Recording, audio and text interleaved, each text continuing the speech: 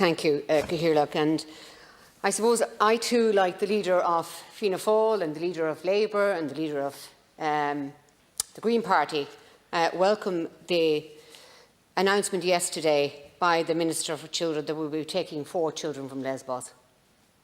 I do think it is a pathetic number to be taking as a nation, but I do know the constraints and the pressure that Tusla is under at this time.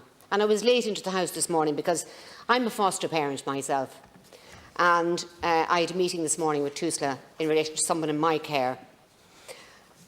And we could all do a lot more, and we all have to look at ourselves. And there's a lot of kids in care at this moment in time that can't find a long-term placement because they can't find a family to take them.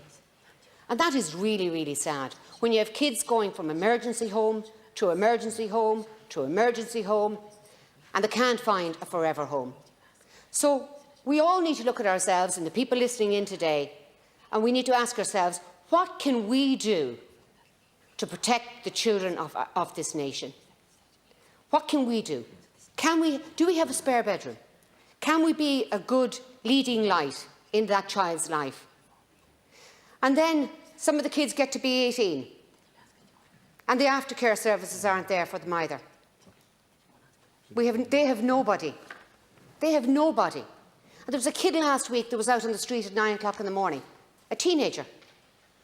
So, you know, the buck stops with us. It stops with me. What can I do? But it stops with each and every one of us. We can all come in here and say, we're disgusted, we can only take 4 children. And my daughter said to me, Mammy, let's take 5, because we had 5 bedrooms. Let's take 5. But I can't take 5 kids. I'd love to take 5 kids, but I can't take 5 kids. But the buck stops with us as a people.